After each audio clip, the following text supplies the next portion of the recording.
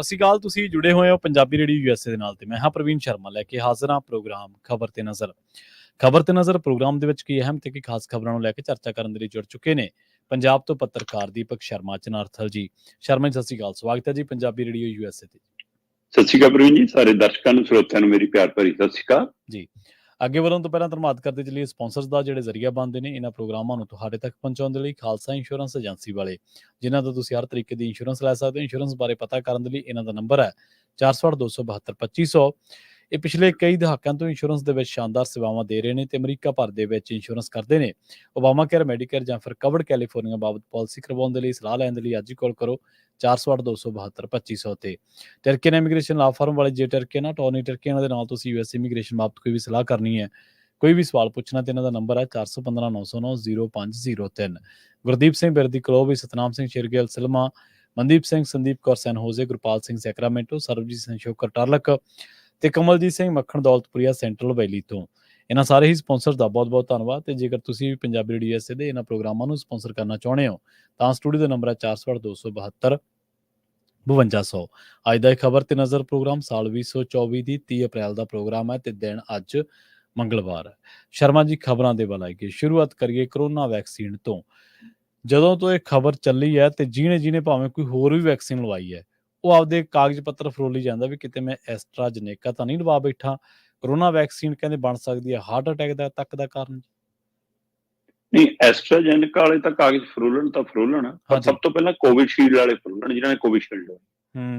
ਬਿਲਕੁਲ ਸਹੀ ਹੈ, ਕਿਉਂਕਿ ਐਸਟਰਾਜੈਨੇਕਾ ਵਾਲਾ ਫਾਰਮੂਲਾ ਹੀ ਕੋਵਿਸ਼ੀਲਡ ਚ ਵਰਤਿਆ ਗਿਆ ਜੀ। ਤੇ ਇਹ ਭਾਰਤ ਦੀ ਕੰਪਨੀ ਨੇ ਉੱਥੋਂ ਲੈ ਕੇ ਫਾਰਮੂਲੇ ਦੇ ਤਹਿਤ ਇਹ ਵੈਕਸੀਨ ਤਿਆਰ ਕੀਤੀ ਸੀ। ਜਿਹੜੀ ਸੀਰਮ ਇੰਸਟੀਚਿਊਟ ਹੈ ਉਸ ਨੇ ਕੋਵਿਸ਼ੀਲਡ ਨੂੰ ਤਿਆਰ ਕੀਤਾ ਤੇ ਭਾਰਤ ਦੇ ਵਿੱਚ 175 ਕਰੋੜ ਡੋਜ਼ ਲੱਗੀਆਂ ਇਹਦੀਆਂ। 175 ਕਰੋੜ ਜੀ।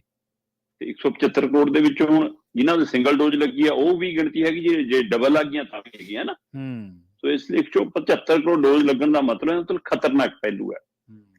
ਪਰ ਜਿਹੜਾ ਇਹ ਹਵਾਲਾ ਆ ਰਿਹਾ ਕਿ ਸੀਰਮ ਇੰਸਟੀਚਿਊਟ ਨੇ 52 ਕਰੋੜ ਭਾਜਪਾ ਨੂੰ ਚੋਣ ਫੰਡ ਵੀ ਦਿੱਤਾ ਹੈ, ਕਿ ਇਸ ਨਾਂ ਤੇ ਸੌਦਾ ਕਰ ਲਿਆ ਫਿਰ ਲੋਕਾਂ ਨਾਲ। ਇਹਦਾ ਸਪਸ਼ਟੀਕਰਨ ਅਜੇ ਭਾਜਪਾ ਨੇ ਜਾਂ ਸੀਰਮ ਕੰਪਨੀ ਨੇ ਦਿੱਤਾ ਨਹੀਂ, ਜਿਹੜੇ ਸਵਾਲ ਉੱਠ ਰਹੇ ਨੇ ਉਹਨਾਂ ਜੀ। ਬਿਲਕੁਲ ਸਹੀ ਹੈ। ਹਾਂ, ਆਪਾਂ ਇਸ ਗੱਲ ਨੂੰ ਸਮਝਣ ਦੇ ਲਈ, ਜੇਕਰ ਇਸ ਪਹਿਲੂ ਨੂੰ ਸਮਝਣਾ ਤਾਂ ਸਿੰਪਲ ਜੀ ਗੱਲ ਹੈ। ਕਹਿੰਦੇ ਜਿਹੜਾ ਇਹ ਐਸਟਰਾਜੈਨੇਕਾ ਵਾਲਾ ਫਾਰਮੂਲਾ ਜਾਂ ਕੋਵਿਸ਼ੀਲਡ ਵਾਲਾ ਫਾਰਮੂਲਾ, ਉਹਦੇ ਤਹਿਤ ਜਿਨ੍ਹਾਂ ਦੇ ਵੈਕਸੀਨ ਲੱਗੀ ਹੈ ਉਹਨਾਂ ਨੂੰ ਹਾਰਟ ਅਟੈਕ ਦਾ ਖਤਰਾ ਹੈ। ਉਹਦੇ ਕੁਝ ਲੱਛਣ ਦਿਖ ਜਾਂਦੇ ਹੁੰਦੇ ਨੇ। ਉਹ ਲੱਛਣ ਜਿਹੜੇ ਹੈਗੇ ਨੇ ਉਹਨਾਂ ਚ ਕਹਿੰਦੇ ਕਿ ਜੇ ਮੰਨ ਲਓ ਥੋੜਾ ਸਿਰ ਦੁਖਦਾ, ਤੁਹਾਨੂੰ ਝੋਲਾ ਦਿਖਦਾ, ਸਾਫ਼ ਨਹੀਂ ਦਿਖਾਈ ਦੇ ਰਿਹਾ, ਬੋਲਣ ਚ ਕਈ ਵਾਰ ਅੜਕਣ ਲੱਗ ਪਏ ਹੋ, ਮੁਸ਼ਕਲ ਆਉਣ ਲੱਗ ਪਈ ਹੈ, ਸਾਹ ਲੈਣ ਚ ਮੁਸ਼ਕਲ ਆਉਂਦੀ ਹੈ, ਕਦੇ ਕਦੇ ਚੱਕਰ ਆ ਜਾਂਦੇ ਨੇ, ਦਿਲ ਚ ਦਰਦ ਉੱਠਦਾ, ਕਈ ਵਾਰ ਇੱਕਦਮ ਕੋਈ ਟੀਸ ਜੀ ਉੱਠਦੀ ਹੈ, ਪੈਰਾਂ ਚ ਸੋਜ ਆ ਰਹੀ ਹੈ, ਸਰੀਰ ਦੇ ਉੱਤੇ ਕੋਈ ਧੱਬੇ ਪੈਣ ਲੱਗ ਪਏ ਨੇ, ਜਿਵੇਂ ਖੂਨ ਦੇ ਆਪਾਂ ਕਹਿੰਦੇ ਹਾਂ ਛਿੱਟੇ ਜਿਹੇ ਪੈ ਗਏ ਹਨਾ, ਉਦਾਂ ਦੇ ਕੋਈ। ਇਹ ਸਾਰੇ ਲੱਛਣ ਜੇ ਹੈਗੇ ਨੇ ਤਾਂ ਸਮਝ ਲਓ ਤੁਹਾਡੀ ਕਰੋਨਾ ਵੈਕਸੀਨ ਜਿਹੜੀ ਲੱਗੀ ਹੈ ਉਹਦੇ ਕਾਰਨ ਤੁਹਾਨੂੰ ਹਾਰਟ ਅਟੈਕ ਦਾ ਖਤਰਾ। ਠੀਕ ਹੈ ਜੀ। ਹੁਣ ਇਹ ਪਹਿਲੂ ਖੜਾ ਹੁੰਦਾ ਐਸਟਰਾਜੈਨੇਕਾ ਤੋਂ।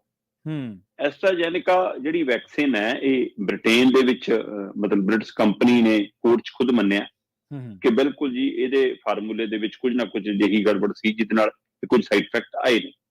ਪਰ ਇਸ ਤੋਂ ਜਿਹੜਾ ਅਹਿਮ ਪਹਿਲੂ ਇਹ ਹੈ ਕਿ ਇਹ ਟੈਲੀਗ੍ਰਾਫ ਦੀ ਰਿਪੋਰਟ ਹੈ, ਮੀਡੀਆ ਦੀ ਇੱਕ ਵੱਡੀ ਧਿਰ ਮੰਨੀ ਜਾਂਦੀ ਹੈ ਟੈਲੀਗ੍ਰਾਫ। ਉਸ ਨੇ ਰਿਪੋਰਟ ਜਨਤਕ ਕੀਤੀ ਕਿ 51 ਤੋਂ ਵੱਧ ਕੇਸ ਇਸ ਹਵਾਲੇ ਨਾਲ ਅਦਾਲਤ 'ਚ ਪਹੁੰਚੇ ਤੇ ਜਿਸ ਤੋਂ ਬਾਅਦ ਐਸਟਰਾਜੈਨੇਕਾ ਬਣਾਉਣ ਵਾਲੀ ਕੰਪਨੀ ਨੇ ਮੁੱਕਰ ਗਈ ਕੰਪਨੀ ਕਿ ਨਹੀਂ ਜੀ ਸਾਡੀ ਵੈਕਸੀਨ ਦਾ ਤਾਂ ਕੋਈ ਸਾਈਡ ਇਫੈਕਟ ਨਹੀਂ। ਅੱਛਾ। ਤੇ ਜਦੋਂ ਦੁਬਾਰਾ ਤੱਥਾਂ ਦੇ ਹਿਸਾਬ ਨਾਲ ਰਿਪੋਰਟ ਮੰਗੀ ਗਈ ਤੇ ਫਿਰ ਦਾਅਵੇ ਤੋਂ ਪਲਟ ਗਏ। ਫਿਰ ਕਹਿੰਦੇ ਜੀ ਕਿ ਅਸੀਂ ਤਾਂ ਲੋਕਾਂ ਦੀ ਜਾਨ ਬਚਾਉਣ ਦੇ ਲਈ ਇਹਨੂੰ ਤਿਆਰ ਕੀਤਾ ਸੀ, 60 ਲੱਖ ਤੋਂ ਵੱਧ ਲੋਕਾਂ ਦੀ ਜਾਨ ਬਚੀ ਹੈ ਇਹਦੇ ਨਾਲ। ਜੇ ਕਿਸੇ ਚੀਜ਼ ਦੇ ਫਾਇਦੇ ਹੁੰਦੇ ਨੇ ਤਾਂ ਉਹਦੇ ਨਾਲ ਹੋ ਸਕਦਾ ਥੋੜੇ ਬਹੁਤ ਸਾਈਡ ਇਫੈਕਟ ਹੋਣ। ਫਿਰ ਇਹ ਖੁਦ ਇਹ ਗੱਲ ਉਹਨਾਂ ਨੇ ਦਾਅਵਾ ਕੀਤਾ ਕਿ ਹਾਂ ਜੀ, ਮਤਲਬ ਕਿ ਇਹਦੇ ਵਿੱਚ ਕੁਛ ਨਾ ਕੁਛ ਅਜਿਹੇ ਤੱਥ ਹੈਗੇ ਨੇ ਜਿਹੜੇ ਅਸਰਦਾਰ ਸੀ, ਸੁਰੱਖਿਅਤ ਨਹੀਂ ਸੀਗੇ। ਪਰ ਇੱਕ ਅਹਿਮ ਪਹਿਲੂ ਜਿਹੜਾ ਗੌਰ ਕਰਨ ਵਾਲਾ ਜੀ ਕਿ ਬੇਸ਼ੱਕ ਅਦਾਲਤ ਦੇ ਵਿੱਚ ਇਹ ਦਾਅਵਾ ਕੀਤਾ ਕਿ ਅਸੀਂ ਤਾਂ ਜਾਨ ਬਚਾਉਣ ਲਈ, ਬਿਲਕੁਲ ਆਪਾਂ ਕਹਿ ਸਕਦੇ ਹਾਂ ਕਿ ਮੈਡੀਕਲ ਕੰਪਨੀਆਂ ਇਸ ਗੱਲ ਨੂੰ ਪਹਿਲ ਰੱਖਦੀਆਂ ਕਿ ਹੋ ਸਕਦਾ ਇਹ ਔਸਤ ਤੇ ਆ ਗਏ ਹੋਣ ਕਿ ਹਾਂ ਜੇ 100 ਦੀ ਜਾਨ ਬਚਦੀ ਉਹਦੇ ਬਦਲੇ 20 ਦੀ ਜਾਂਦੀ, ਉਹਦੇ ਚਲੀ ਜਾਵੇ, ਕਿਤੇ ਇਹ ਪਹਿਲੂ ਤਾਂ ਨਹੀਂ। ਪਰ ਐਸਟਰਾਜੈਨੇਕ ਜੇ ਸੱਚਮੁੱਚ ਲੋਕ ਹਿੱਤ 'ਚ ਸੀ ਜਾਂ ਉਹ ਫਾਰਮੂਲਾ ਜਿਹਦੇ ਤਹਿਤ ਕੋਵਿਸ਼ੀਲਡ ਵੀ ਬਣੀ ਹੈ ਉਹ ਲੋਕ ਹਿੱਤ ਸੀ, ਤਾਂ ਇਹ ਰਿਪੋਰਟ ਦਾਅਵਾ ਕਰਦੀ ਹੈ ਕਿ ਫਿਰ ਬ੍ਰਿਟੇਨ ਦੇ ਬਾਜ਼ਾਰਾਂ ਦੇ ਵਿੱਚੋਂ ਇਹ ਦਵਾਈ ਵਾਪਸ ਕਿਉਂ ਚੱਕੀ ਗਈ। ਕਹਿੰਦੇ ਜੀ ਇਸ ਵੈਕਸੀਨ ਦੀ ਵਰਤੋਂ ਹੁਣ ਬ੍ਰਿਟੇਨ ਵਿੱਚ ਨਹੀਂ ਹੋ ਰਹੀ। ਠੀਕ ਹੈ ਜੀ। ਟੈਲੀਗ੍ਰਾਫ ਦੀ ਰਿਪੋਰਟ ਦਾਅਵਾ ਕਰਦੀ ਹੈ ਕਿ ਬਾਜ਼ਾਰ 'ਚ ਆਉਣ ਤੋਂ ਕੁਝ ਮਹੀਨਿਆਂ ਬਾਅਦ ਹੀ ਵਿਗਿਆਨੀਆਂ ਨੇ ਇਸ ਵੈਕਸੀਨ ਦੇ ਖਤਰੇ ਨੂੰ ਭਾਂਪ ਲਿਆ ਸੀਗਾ ਤੇ ਇਸ ਤੋਂ ਬਾਅਦ ਇਹ ਸੁਝਾਅ ਦਿੱਤਾ ਗਿਆ ਕਿ 40 ਸਾਲ ਤੋਂ ਘੱਟ ਉਮਰ ਦੇ ਲੋਕਾਂ ਦੇ ਲਈ ਇਹ ਵੈਕਸੀਨ ਲਾਓ ਹੀ ਨਾ। ਮਤਲਬ WHO ਕਹਿੰਦਾ ਕਿ 18 ਸਾਲ ਤੋਂ ਉੱਪਰ ਵਾਲਿਆਂ ਦੇ ਲਈ ਇਹ ਵੈਕਸੀਨ ਸੁਰੱਖਿਅਤ ਹੈ, ਤੇ ਪਰ ਬ੍ਰਿਟੇਨ ਦੀ ਇਹ ਰਿਪੋਰਟ, ਮੀਡੀਆ ਰਿਪੋਰਟ ਕਹਿੰਦੀ ਹੈ ਕਿ ਕੰਪਨੀ ਨੇ ਖੁਦ ਬਾਜ਼ਾਰ ਚੋਂ ਚੱਕੀਆਂ ਕਿ ਵਾਪਸ ਲੈ ਲਓ ਤੇ 40 ਸਾਲ ਤੋਂ ਘੱਟ ਉਮਰ ਵਾਲਿਆਂ ਨੂੰ ਲਾਓ ਹੀ ਨਾ, 40 ਸਾਲ ਤੋਂ ਵੱਧ ਵਾਲਿਆਂ ਨੂੰ ਲਾਓ। ਮਤਲਬ ਕੋਈ ਨਾ ਕੋਈ ਖਤਰਾ ਸੀ ਨਾ ਜੀ। ਫਿਰ ਇਹ ਤੇ ਅੱਗੇ ਆ ਜਾਓ।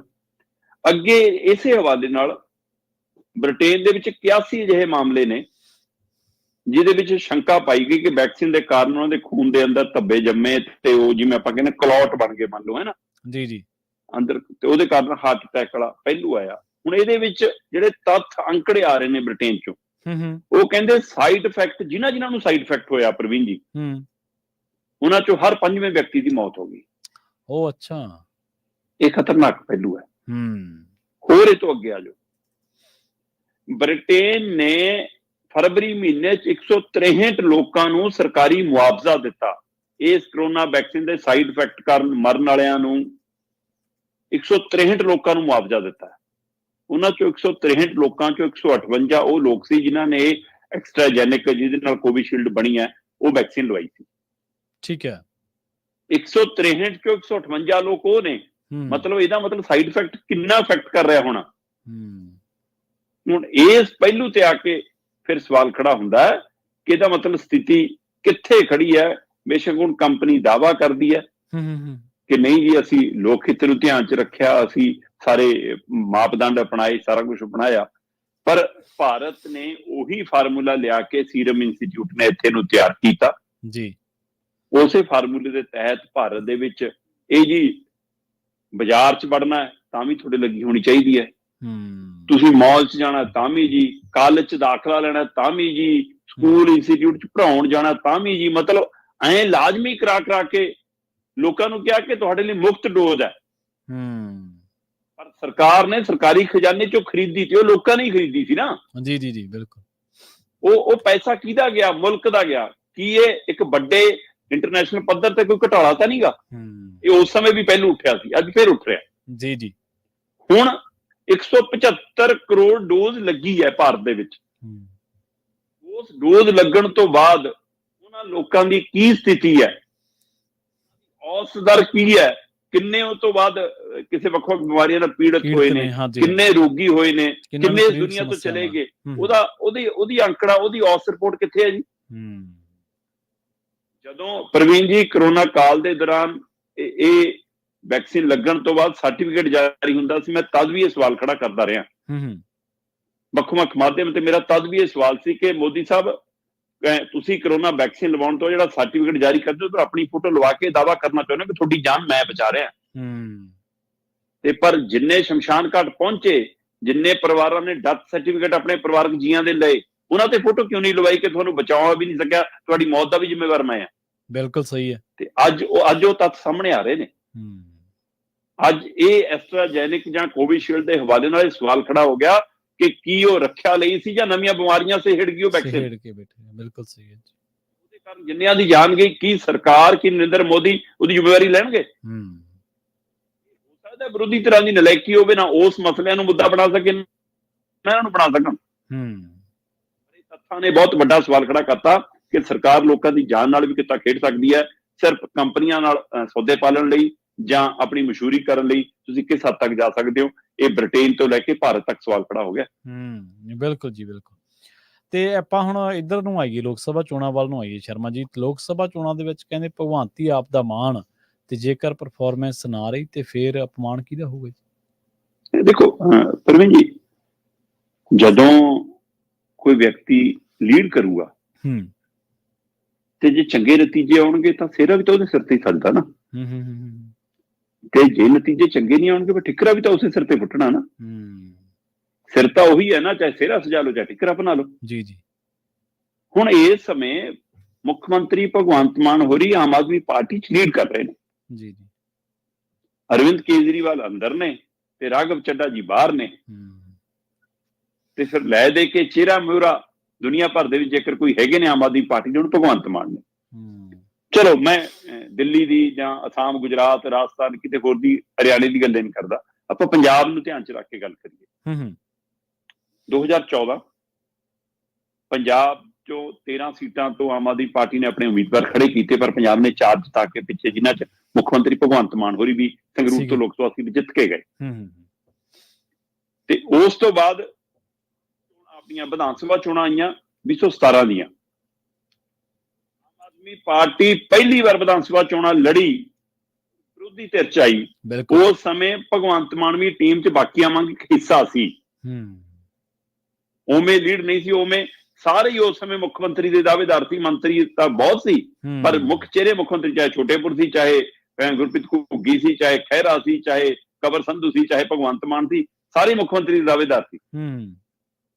ਧਰਮਵੀਰ ਗਾਂਧੀ ਵੀ ਸੋਚਦੇ ਹੋਣੇ ਕਿਤੇ ਕਿਤੇ ਉਸ ਸਮੇਂ ਦਾ, ਨਾ। ਹਾਂਜੀ ਹਾਂਜੀ, ਬਿਲਕੁਲ। ਸੋ ਉਹ ਸਾਰੇ ਵਰਤਾਰੇ ਦੇ ਬਾਵਜੂਦ ਪੰਜਾਬ ਦੇ ਲੋਕਾਂ ਨੇ ਉਹਨੂੰ ਪਹਿਲੀ ਵਾਰ ਵਿਰੋਧੀ ਧਿਰ ਚ ਬਿਠਾਇਆ।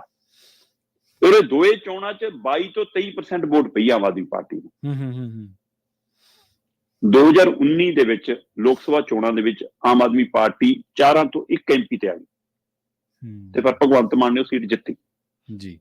ਸੋ ਉਸ ਚੀਜ਼ ਨੇ ਭਗਵੰਤ ਮਾਨ ਨੂੰ ਇਹ ਸੰਦੇਸ਼ ਦਿੱਤਾ ਕਿ ਭਾਈ ਤੂੰ ਲੀਡ ਕਰ ਸਕਦਾ ਹੈ। ਪਾਰਟੀ ਨੂੰ ਲੱਗਿਆ ਕਿ ਇਹ ਪੰਜਾਬ ਨੂੰ ਪ੍ਰਵਾਨ ਹੈ, ਇਹਨੂੰ ਅੱਗੇ ਵਧਾਓ। ਪਰ ਚੋਣਾਂ ਤੱਕ ਆਉਂਦਿਆਂ ਖਿੱਚੋ ਤਾਂ ਇੱਥੋਂ ਤੱਕ ਵਧ ਗਈ। ਭਗਵੰਤ ਮਾਨ ਨਾਰਾਜ਼ ਹੋ ਕੇ ਘਰੇ ਬੈਠ ਗਏ ਸੀ। ਬਿਲਕੁਲ। ਪਰ ਫਿਰ ਆਮ ਆਦਮੀ ਪਾਰਟੀ ਨੇ ਭਰੋਸਾ ਜਤਾਇਆ, ਭਗਵੰਤ ਮਾਨ ਦੇ ਨਾਂ ਦੇ ਉੱਤੇ ਚੋਣ ਲੜੀ। ਜਿਹੜੀ 22% 23% ਵੋਟਿੰਗ ਆ ਰਹੀ ਸੀ, ਉਹ 42% ਤੋਂ ਉੱਪਰ ਚਲੀ ਗਈ, ਤੇ ਭਗਵੰਤ ਮਾਨ 92 MLA ਨਾਲ ਪੰਜਾਬ ਦੇ ਮੁੱਖ ਮੰਤਰੀ ਬਣ ਗਏ। ਉਸ ਤੋਂ ਬਾਅਦ ਅਰਵਿੰਦ ਕੇਜਰੀਵਾਲ ਵਾਲਾ ਕਾਂਡ ਵਾਪਰਿਆ, ਪਰ ਉਹਦੇ ਵਿਚਾਲੇ ਇਹੀ ਚੱਲੀ ਗਿਆ ਕਿ ਦਿੱਲੀ ਵਾਲੇ ਚਲਾ ਰਹੇ ਨੇ। ਜੀ ਜੀ। ਸੈਕਟਰੀਏਟ ਚ ਵੀ ਆ ਕੇ ਬੈਠ ਗਏ, ਮੰਤਰੀਆਂ ਦੇ ਨਾਲ ਵੀ ਬੈਠ ਗਏ, ਗੱਡੀਆਂ ਚ ਵੀ ਬੈਠ ਗਏ, ਇਹਨਾਂ ਦੀ ਕੋਠੀਆਂ ਚ ਵੀ ਬੈਠ ਗਏ। ਰਾਘਵ ਚੱਡਾ ਸਰਕਾਰੀ ਰੈਲੀਆਂ, ਸਰਕਾਰੀ ਸਮਾਗਮਾਂ ਦੇ ਵਿੱਚ ਸਟੇਜ ਤੇ ਅਫਸਰਾਂ ਤੋਂ ਚਿੱਠੀਆਂ ਲੈਂਦਿਆਂ ਫੋਟੋਆਂ ਦੇਖੀਆਂ ਆਪਾਂ ਸਭ ਨੇ। ਲਾ ਕੇ ਬਹਿ ਜਾਂਦੇ ਸੀ ਰਾਘਵ ਚੱਡਾ ਦੇ ਮੂਹਰੇ ਅਫਸਰ ਜੀ, ਇਸ ਲਈ ਕਿ ਦਿੱਲੀ ਕੰਟਰੋਲ ਕਰ ਰਿਹਾ, ਦਿੱਲੀ ਚਲਾ ਰਿਹਾ। ਪਰ ਭਗਵੰਤ ਮਾਨ ਆਪਣੀ ਲੀਕ ਖਿੱਚਦਾ ਹੀ ਗਿਆ। ਤੇ ਇਹ ਸਬੱਬ ਕਹਿ ਲਓ, ਇਹ ਮੌਕਾ ਕਹਿ ਲਓ, ਇਹ ਦਾ ਚਾਲ ਕਹਿ ਲਓ, ਇਹ ਵਿਰੋਧੀ ਧਿਰਾਂ ਦਾ ਇੱਕ ਵਾਪਰਿਆ ਕਾਂਡ ਕਹਿ ਲਓ ਕਿ ਕੇਜਰੀਵਾਲ ਅੰਦਰ ਚਲੇ ਗਏ ਤੇ ਰਾਘਵ ਚੱਡਾ ਅੱਖਾਂ ਦੇ ਬਹਾਨੇ ਬਾਹਰ ਨੇ, ਤੇ ਦਿੱਲੀ ਦੀ ਲੀਡਰਸ਼ਿਪ ਦਿੱਲੀ ਚ ਉਲਝੀ ਹੈ, ਤੇ ਮੁੱਖ ਮੰਤਰੀ ਭਗਵੰਤ ਮਾਨ ਆਪ ਦੇ ਲੀਡਰ ਬਣ ਕੇ ਪੂਰੀ ਤਰ੍ਹਾਂ। ਔਰ ਖਾਸ ਗੱਲ, ਕੇਜਰੀਵਾਲ ਵਾਲੇ ਐਪੀਸੋਡ ਦੇ ਬਾਵਜੂਦ ਵੀ ਪੰਜਾਬ ਤੋਂ ਕੋਈ ਕੇਜਰੀਵਾਲ ਦੇ ਹੱਕ ਚ ਲਹਿਰ ਨਹੀਂ ਉੱਠੀ। ਵੋਟਰਾਂ ਦੀ ਛੱਡੋ, ਵਰਕਰਾਂ ਚ ਵੀ ਨਹੀਂ ਉੱਠੀ, ਵਰਕਰਾਂ ਛੱਡੋ, ਲੀਡਰਾਂ ਚ ਵੀ ਨਹੀਂ ਉੱਠੀ, ਰਾਜ ਸਭਾ ਵਾਲੇ ਮੈਂਬਰਾਂ ਚ ਨਹੀਂ ਉੱਠੀ। ਮੈਂ ਕਹਿੰਦਾ ਕੋਈ ਲੱਭਿਆ ਨਹੀਂ। ਹਾਂਜੀ, ਜਾ ਕੇ ਸੁਨੀਤਾ ਕੇਜਰੀਵਾਲ ਨੂੰ ਫੋਟੋਆਂ ਖਿਚਾਏ, ਉਹ ਤੋਂ ਬਾਅਦ ਕਿਤੇ ਨਹੀਂ ਲੱਭੇ। ਇਸ ਲਈ ਇਸ ਚੀਜ਼ ਨੇ ਦੱਸਤਾ ਕਿ ਪੰਜਾਬ ਦੇ ਵਿੱਚ ਭਾਈ ਕੇਜਰੀਵਾਲ ਨਾਂ ਦਾ ਕੋਈ ਚੀਜ਼ ਨਹੀਂ। ਜੇ ਚੱਲੂਗਾ ਤਾਂ ਮੁੱਖ ਮੰਤਰੀ ਭਗਵੰਤ ਮਾਨ ਹੀ ਚੱਲੂਗਾ। ਹੁਣ ਫਿਰ ਜੇ ਮੁੱਖ ਮੰਤਰੀ ਭਗਵੰਤ ਮਾਨ ਚੱਲੂਗਾ ਤੇ ਜੇ ਨਤੀਜੇ ਮਾੜੇ, ਫਿਰ ਜ਼ਿੰਮੇਵਾਰ ਵੀ ਉਹੀ ਹੋਊਗਾ ਨਾ। ਇਸ ਲਈ ਜਿਹਨੇ 13-0 ਕਿਹਾ, ਜੇ ਉਹਦੇ ਹੁਣ 32 ਦੰਦ ਝੂਠ ਬੋਲ ਗਏ, ਹਾਂਜੀ ਹਾਂਜੀ, 13-0 ਜੇ 10 ਵੀ ਨਾ ਬਣੇ, ਭਗਵੰਤ ਮਾਨ ਦੇ ਲਈ ਇਹ ਔਖੀ ਸਥਿਤੀ ਹੋਊਗੀ। ਜੇ ਅੱਧੇ ਵੀ ਨਾ ਆਏ, 7-6 ਵੀ ਨਾ ਆਏ, ਸਥਿਤੀ ਹੋਊਗੀ। ਹਾਂਜੀ ਹਾਂਜੀ। ਲਈ ਹੁਣ ਭਗਵੰਤ ਮਾਨ ਉਸ ਸਥਿਤੀ ਚ ਨੇ ਕਿ ਉਹ ਕਹਿੰਦੇ ਕਿ ਲੀਡ ਮੈਂ ਹੀ ਕਰ ਰਿਹਾ, ਗੁਜਰਾਤ ਤੋਂ ਲੈ ਕੇ ਅਸਾਮ ਤੱਕ, ਅਸਾਮ ਤੋਂ ਲੈ ਕੇ ਦਿੱਲੀ ਤੱਕ, ਦਿੱਲੀ ਤੋਂ ਲੈ ਕੇ ਪੰਜਾਬ ਤੱਕ। ਤੇ ਫਿਰ ਜਨਾਬ ਮੈਂ ਅਸਾਮ, ਗੁਜਰਾਤ, ਦਿੱਲੀ ਦੀ ਗੱਲ ਛੱਡਦਾ, ਮੈਂ ਗੱਲ ਸਿਰਫ ਪੰਜਾਬ ਦੀ ਕਰਦਾ ਕਿ ਜੇ ਪੰਜਾਬ ਚ ਆਮ ਆਦਮੀ ਪਾਰਟੀ ਠੀਕ ਠਾਕ ਪੋਜੀਸ਼ਨ ਚ ਆਉਂਦੀ ਆ, ਚੰਗੇ ਨਤੀਜੇ ਲਿਆਉਂਦੀ ਆ, ਤਾਂ ਸਿਰਾ ਭਗਵੰਤ ਮਾਨ ਦੇ ਸਿਰ ਤੇ ਸਜੂਗਾ। ਜੇ ਨਹੀਂ ਲੈ ਕੇ ਆਉਂਦੀ, ਠਿਕਰਾ ਵੀ ਭਗਵੰਤ ਮਾਨ ਦੇ ਸਿਰ ਤੇ ਕੱਟੂਗਾ। ਜੀ ਬਿਲਕੁਲ। ਨਾਲੇ ਇਹ ਜਿਹੜਾ ਲੋਕ ਜਿਹੜੀ ਗੱਲ ਲੋਕਾਂ ਦੇ ਮਨਸਰ ਆ ਨਾ, ਉਹ ਕੋਈ ਗਰੰਟਡ ਥੋੜ੍ਹਾ ਹੁੰਦੀ ਹੈ। ਆਪਾਂ ਗੱਲਬਾਤ ਕਰਾਂਗੇ ਅੱਗੇ ਜਾ ਕੇ। ਜਿਹੜੇ 400 ਦੀਆਂ ਕਿਤੇ ਡੀਂਗਾ ਮਾਰਦੇ ਸੀ, ਅੱਜ ਮੁੜ ਕੇ ਆ ਪਏ ਨੇ, ਤ੍ਰਿਲੀਆਂ ਆਈਆਂ ਪਈਆਂ। ਆਪਾਂ ਖਬਰ ਕਰਨੀ ਹੈ। ਨਹੀਂ, ਮੁੱਖ ਮੰਤਰੀ ਭਗਵੰਤ ਮਾਨ ਤਕਰੀਰ ਦੇ ਵਿੱਚ ਬਾਕੀਆਂ ਨਾਲੋਂ ਮੂਹਰੇ ਹੋ ਸਕਦੇ ਨੇ, ਤੰਜ ਚੁਟਕਲੇ ਸੁਣਾਉਣ ਚ ਮਾਹਰ ਹੋ ਸਕਦੇ ਨੇ, ਪਰ ਲੋਕਾਂ ਨੇ 2 ਸਾਲ ਦੀ ਕਾਰਗੁਜ਼ਾਰੀ ਵੀ ਤਾਂ ਨਾਪਣੀ ਤੋਲਣੀ ਆ। ਬਿਲਕੁਲ ਬਿਲਕੁਲ, ਉਹਦਾ ਵੀ ਤਾਂ ਹਿਸਾਬ ਕਿਤਾਬ ਲੈਣਾ ਹੈ। ਤੇ ਦੂਜੇ ਵਿਰੋਧੀਆਂ ਦੇ ਕੋਲ ਕੀ ਏਜੰਡਾ, ਇਹ ਵੀ ਦੇਖਣਾ ਹੈ। ਪੰਜਾਬ ਦੀ ਦਿੱਕਤ ਇਹ ਹੁੰਦੀ ਹੈ, ਸਾਨੂੰ ਅੰਨਿਆਂ ਚੋਂ ਕਾਣਾ ਚੁਣਨਾ ਪੈ ਜਾਂਦਾ। ਸਾਡੇ ਕੋਲ ਸਜਾਖਾ ਕੋਈ ਲੱਭ ਹੀ ਨਹੀਂ ਰਿਹਾ। ਮਸਲਾ ਹੀ ਇਹੀ ਹੈ। ਜੀ, ਤੁਸੀਂ ਰਾਘਵ ਚੱਡਾ ਦਾ ਜ਼ਿਕਰ ਕੀਤਾ ਸੀ ਵਿੱਚ, ਜਦੋਂ ਖਬਰ ਦੇ ਉੱਤੇ ਚਰਚਾ ਕਰ ਰਹੇ ਸੀ ਆਪਾਂ, ਤਫਸੀਲ ਤੁਸੀਂ ਦੇ ਰਹੇ ਸੀਗੇ ਕਿ ਰਾਘਵ ਚੱਡਾ ਨੂੰ ਭਗਵੰਤ ਮਾਨ ਨੇ ਸਿਆਸੀ ਪਿੜ ਦੇ ਵਿੱਚੋਂ ਬਾਹਰ ਕਰ ਦਿੱਤਾ। ਸ਼ਰਮਾ ਜੀ, ਸਵਾਲ ਭਗਵੰਤ ਮਾਨ ਦੇ ਮੂਹਰੇ ਵੀ ਆ ਚੁੱਕਿਆ ਹੈ ਜੀ। ਸੌਰਵ ਭਾਰਦਵਾਜ ਦਿੱਲੀ ਦੇ ਵਿੱਚ ਅਰਵਿੰਦ ਕੇਜਰੀਵਾਲ ਤੋਂ ਬਾਅਦ ਮੋਰਚਾ ਸੰਭਾਲ ਰਹੇ ਨੇ। ਠੀਕ ਹੈ ਜੀ। ANI ਦੇ ਪੱਤਰਕਾਰ ਨੇ ਸੌਰਵ ਭਾਰਦਵਾਜ ਨੂੰ ਸਵਾਲ ਕਰ ਲਿਆ। ANI ਵੱਡੀ ਭਾਰਤ ਦੀ ਮੀਡੀਆ ਏਜੰਸੀ ਹੈ, ਸੋ ਉਸ ਨੇ ਸਵਾਲ ਕਰ ਲਿਆ ਕਿ ਰਾਘਵ ਚੱਡਾ ਜੀ ਕਿੱਥੇ ਨੇ, ਪ੍ਰਚਾਰ ਪ੍ਰਚੂਰ ਕਰਨਗੇ ਜਾਂ ਨਹੀਂ। ਸੌਰਵ ਭਾਰਦਵਾਜ ਜੀ ਕਹਿੰਦੇ ਕਿ ਤੁਸੀਂ ਕਿਹੋ ਜਿਹੀਆਂ ਗੱਲਾਂ ਕਰੀ ਜਾਂਦੇ ਹੋ, ਤੁਹਾਨੂੰ ਪਤਾ ਹੈ ਕਿ ਉਹ ਲੰਡਨ ਅੱਖਾਂ ਦੇ ਇਲਾਜ ਲਈ ਗਏ ਨੇ, ਇੰਨੀ ਪਚੇਦਗੀ ਹੋ ਗਈ ਸੀ ਕਿ ਉਹਨਾਂ ਤੇ ਅੱਖਾਂ ਦੀ ਰੋਸ਼ਨੀ ਜਾ ਸਕਦੀ ਸੀ। ਅੱਖਾਂ ਦੀ ਰੋਸ਼ਨੀ ਬਚਾਉਣ ਦੇ ਲਈ ਉਹਨਾਂ ਲਈ ਇਲਾਜ ਜ਼ਰੂਰੀ ਹੈ, ਤੇ ਠੀਕ ਹੋ ਕੇ ਤੰਦਰੁਸਤ ਹੋ ਕੇ ਆਉਣਗੇ ਤਾਂ ਫਿਰ ਪ੍ਰਚਾਰ ਕਰ ਲੈਣਗੇ। ਠੀਕ ਹੈ, ਜੇਕਰ ਸੱਚਮੁੱਚ ਇਹ ਸਥਿਤੀ ਹੈ ਤਾਂ ਅਸੀਂ ਵੀ ਕਾਮਨਾ ਕਰਦੇ ਹਾਂ ਕਿ ਭਾਈ ਅਗਲਾ ਤੰਦਰੁਸਤ ਰਹੇ।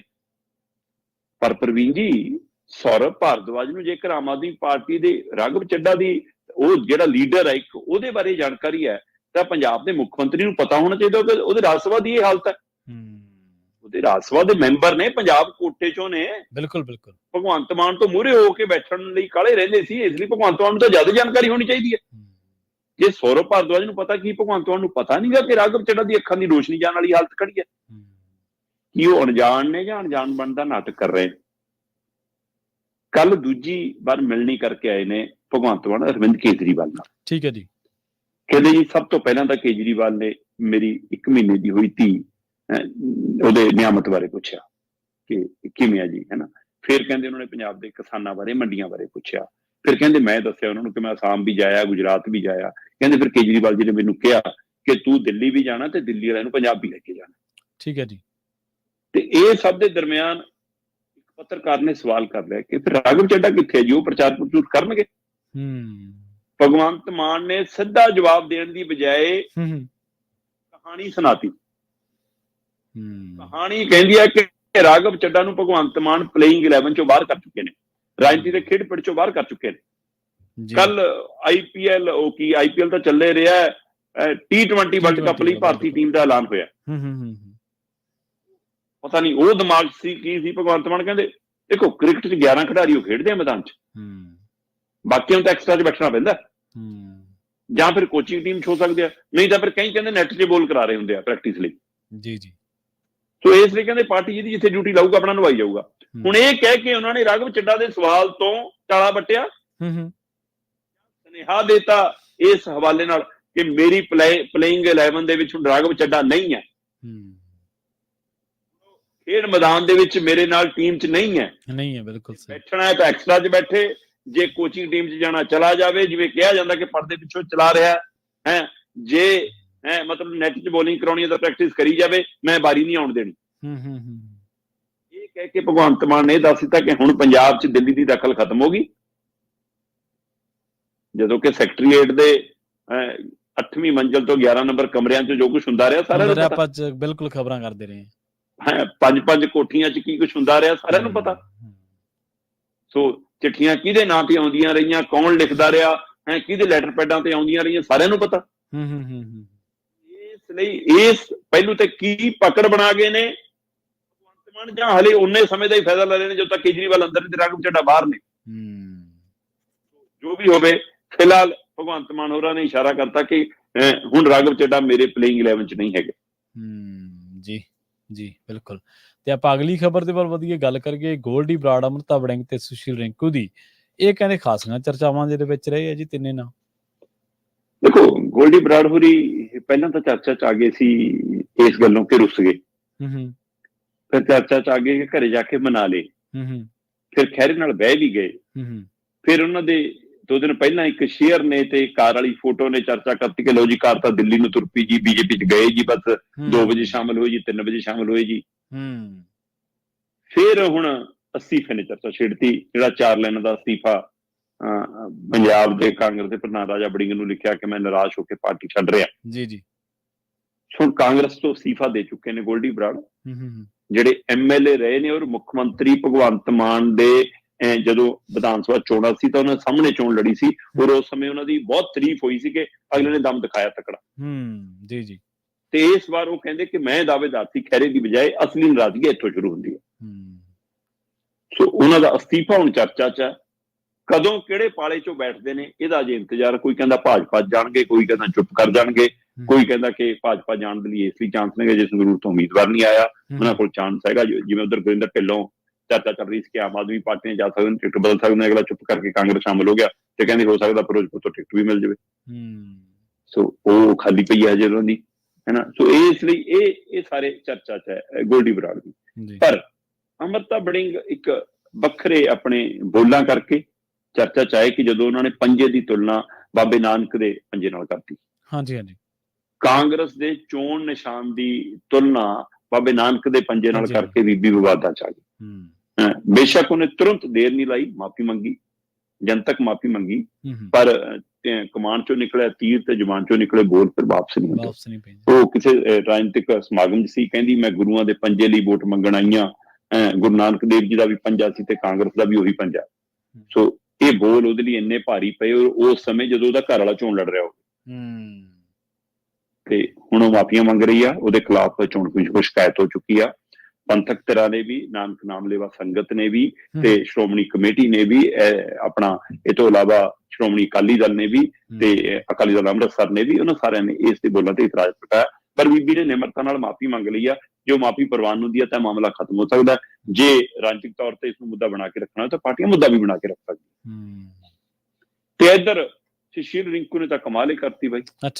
ਮਤਲਬ ਸਿਆਸਤ 'ਚ ਤੁਸੀਂ ਕਿਸ ਹੱਦ ਤੱਕ ਹੇਠਲੇ ਪੱਧਰ ਤੇ ਆ ਸਕਦੇ ਹੋ ਪਤਾ ਨਹੀਂ ਲੱਗਦਾ। ਮਤਲਬ ਬੋਲ ਚਾਹੇ ਉਹ ਪੰਜ ਦੇ ਰੂਪ 'ਚ ਹੋਵੇ, ਚੁਟਕਲੇ ਦੇ 'ਚ ਹੋਵੇ, ਹੈ ਨਾ, ਚਾਹੇ ਉਹ ਕਿਸੇ ਨੂੰ ਠਿੱਠ ਜਿਹੀ ਕੀਤੀ ਹੋਵੇ, ਪਰ ਉਹ ਕੀ ਮਾਇਨੇ ਰੱਖਦੇ ਨੇ ਉਹ ਬੜਾ ਕਮਾਲ ਹੈ। ਹਾਂ, ਸੁਸ਼ੀਲ ਰਿੰਕੂ ਅੱਜ ਕੱਲ ਜਲੰਧਰ ਖੇਤਰ ਦੇ ਵਿੱਚ ਆਪਣਾ ਚੋਣ ਪ੍ਰਚਾਰ ਕਰ ਰਹੇ ਨੇ ਤੇ ਉਹ ਗਲੀ ਮਹੱਲੇ ਨੁੱਕੜ ਬੈਠਕਾਂ ਹੁੰਦੀਆਂ ਨੇ। ਸੋ ਇੱਕ ਥਾਂ ਸੰਬੋਧਨ ਕਰਨ ਲੱਗੇ ਇੱਕ ਮਹੱਲੇ ਦੇ ਵਿੱਚ ਤੇ ਕੋਠੀ ਦੀ ਕਿਸੇ ਛੱਤ ਤੋਂ ਕੁੱਤਾ ਭੌਂਕਣ ਲੱਗ ਪਿਆ। ਤੇ ਸੁਸ਼ੀਲ ਰਿੰਕੂ ਨੇ ਉਧਰ ਕੁੱਤੇ ਵਾਲੇ ਪਾਸੇ ਨੂੰ ਮੂੰਹ ਕਰਕੇ ਕਹਿੰਦਾ, ਉਹ ਭਾਈ ਇੱਥੇ ਆਮ ਆਦਮੀ ਪਾਰਟੀ ਵਾਲਾ ਕੋਈ ਨੀਗਾ, ਅਸੀਂ ਤਾਂ ਭਾਜਪਾ ਹੀ ਆ, ਸਾਨੂੰ ਨਾ ਭੌਂਕ। ਹੁਣ ਮਤਲਬ ਕੀ ਸੁਸ਼ੀਲ ਰਿੰਕੂ ਇਹ ਭੁੱਲ ਗਏ ਕਿ ਤੈਨੂੰ ਪਹਿਲੀ ਵਾਰ ਸੰਸਦ ਦੀਆਂ ਪੌੜੀਆਂ ਇਸੇ ਆਮ ਆਦਮੀ ਪਾਰਟੀ ਨੇ ਚੜਾਇਆ। ਬਿਲਕੁਲ ਸਹੀ ਹੈ। ਜਿਹੜੀ ਪਾਰਟੀ ਚੋਂ ਤੂੰ ਆਇਆ, ਕਾਂਗਰਸ ਚੋਂ, ਉੱਥੋਂ ਤੂੰ ਭਾਈ ਐਮਐਲਏ ਵੀ ਨਹੀਂ ਬਣ ਸਕਿਆ ਸੀ, ਹਾਰ ਗਿਆ ਸੀ। ਜਿਮਨੀ ਚੋਣ 'ਚ ਕਿਵੇਂ ਅਗਲਿਆਂ ਨੇ ਬੀਜ ਖਰੀਦਣ ਵਾਲੇ ਬੰਦੇ ਭੇਜੇ ਤੇ ਕਿਵੇਂ ਬੂਥਾਂ ਤੇ ਆਪਣੇ ਬਾਹਰੀ ਬੰਦੇ ਬਿਠਾਏ, ਕੀ ਕੁਝ ਜੋੜ ਤੋੜ ਕੀਤਾ, ਉਹ ਸਾਰੀ ਜੱਦੋਜਹਿਦ ਕਰਕੇ ਤੈਨੂੰ ਸੰਸਦ ਭੇਜਿਆ ਤੇ ਅੱਜ ਤੈਨੂੰ ਕਲੋਲਾਂ ਆ ਗਈਆਂ। ਸੋ ਇਸ ਪੱਧਰ ਦੀ ਰਾਜਨੀਤੀ ਨਹੀਂ ਹੋਣੀ ਚਾਹੀਦੀ ਜੀ। ਬਿਲਕੁਲ ਬਿਲਕੁਲ। ਆਪਣੇ ਮੁੱਦਿਆਂ ਦੀ ਰਾਜਨੀਤੀ ਕਰੋ। ਤੁਹਾਨੂੰ ਠੀਕ ਹੈ ਪਾਰਟੀ ਕਾਂਗਰਸ ਨਹੀਂ ਚੰਗੀ ਲੱਗੀ ਸੀ, ਤੁਸੀਂ ਆਪ 'ਚ ਆ ਗਏ ਸੀ। ਹੁਣ ਤੁਹਾਨੂੰ ਆਪ ਨਹੀਂ ਚੰਗੀ ਲੱਗੀ, ਤੁਸੀਂ ਭਾਜਪਾ 'ਚ ਆ ਗਏ। ਕੱਲ ਤੁਸੀਂ ਭਾਜਪਾ 'ਚ ਬਦਲ ਜਾਓਗੇ, ਫਿਰ ਕੁੱਤੇ ਭਾਜਪਾ ਨੂੰ ਪੈਣ ਲੱਗ ਜਾਣਗੇ। ਬਿਲਕੁਲ ਸਹੀ। ਇਹ ਭਾਸ਼ਾ ਕਿਉਂ, ਸਾਡੀ ਇਹ ਗਿਰਾਵਟ ਵਾਲੀ ਬੋਲੀ ਕਿਉਂ ਆਉਂਦੀ ਹੈ ਰਾਜਨੀਤੀ 'ਚ, ਮੈਨੂੰ ਸਮਝ ਤੋਂ ਪਰੇ ਹੈ ਕਿ ਇਹ ਕੀ ਪਹਿਲੂ ਹੈ ਜੀ। ਸੋ ਇਹ ਚਰਚਾਵਾਂ ਸੋਸ਼ਲ ਮੀਡੀਆ ਤੇ ਵੀਡੀਓ ਕਾਫੀ ਵਾਇਰਲ ਹੋ ਰਹੀ ਹੈ ਸੁਸ਼ੀਲ ਰਿੰਕੂ ਦੀ ਜੀ। ਤੇ ਆਪਾਂ ਅਗਲੀ ਖਬਰ ਦੇ ਵੱਲ ਜਾਂਦੇ ਗੱਲ ਕਰਕੇ, ਮਾਫ ਕਰਨਾ, ਇੱਕ ਮੈਂ ਸੋਧ ਕਰ ਦੇਵਾਂ ਇੱਥੇ, ਗੋਲਡੀ ਦਲਬੀਰ ਗੋਲਡੀ ਆ, ਗੋਲਡੀ ਖੰਗੂੜਾ ਨੂੰ ਕਹਿ ਦਿੰਦੇ ਆ ਆਪਾਂ, ਮੈਂ ਗੋਲਡੀ ਬਰਾੜ ਤੁਹਾਨੂੰ ਕਹਿ ਬੈਠਾ ਤੇ ਸ਼ਾਇਦ ਤੁਸੀਂ ਉਸੇ ਕਰਕੇ ਫਿਰ ਹਾਂਜੀ ਉਹ ਸੋਧ ਕਰਦੇ ਚਲੇ ਗਏ ਆਪਾਂ। ਤੇ ਕੀ ਭਾਜਪਾ ਦੀ ਹਾਲਤ ਪਤਲੀ ਹੋ ਗਈ ਹੈ? ਮੋਦੀ ਸਾਹਿਬ ਨੂੰ ਚਿੱਠੀ ਲਿਖਣੀ ਪਈ ਹੈ ਜੀ ਕੋਈ?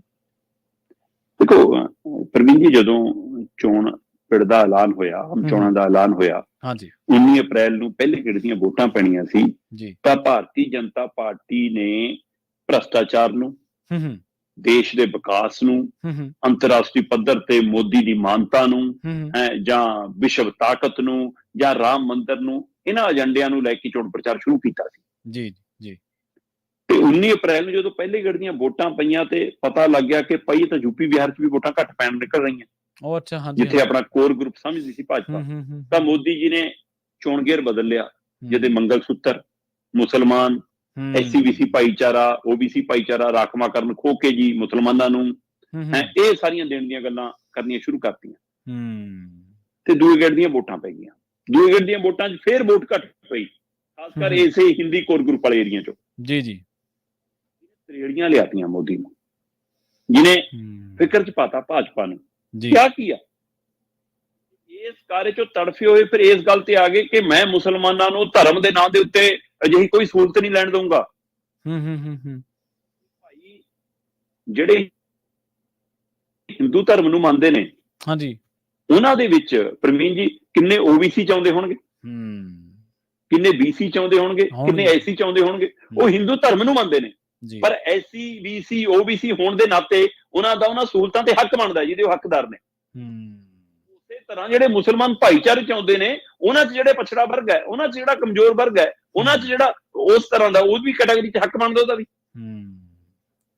ਇਹ ਜਚਾ ਕੇ ਸਾਰਾ ਕੁਝ ਹੈ ਕਿ ਹਾਂ ਜੀ ਮਤਲਬ ਇੱਕ ਧਰਮ ਨੂੰ ਬਣਾ ਕੇ ਤੁਸੀਂ ਆੜ ਲੈ ਕੇ ਸੋਚਦੇ ਹੋ ਇਸ ਸਥਿਤੀ 'ਚ ਕਿ ਜਦੋਂ ਇੱਥੇ ਵੀ ਨਹੀਂ ਸਰਿਆ ਜੀ, ਤਾਂ ਫਿਰ ਤੀਜੇ ਗੇੜ ਦੀਆਂ ਵੋਟਾਂ ਤੋਂ ਪਹਿਲਾਂ ਨਰਿੰਦਰ ਮੋਦੀ ਨੇ ਆਪਣੇ ਦਸਤਖਤਾਂ ਹੇਠ, ਆਪਣੇ ਨਾਮ ਹੇਠ, ਆਪਣੇ ਭਾਜਪਾਈ ਉਮੀਦਵਾਰਾਂ ਨੂੰ ਚਿੱਠੀ ਲਿਖੀ ਹੈ।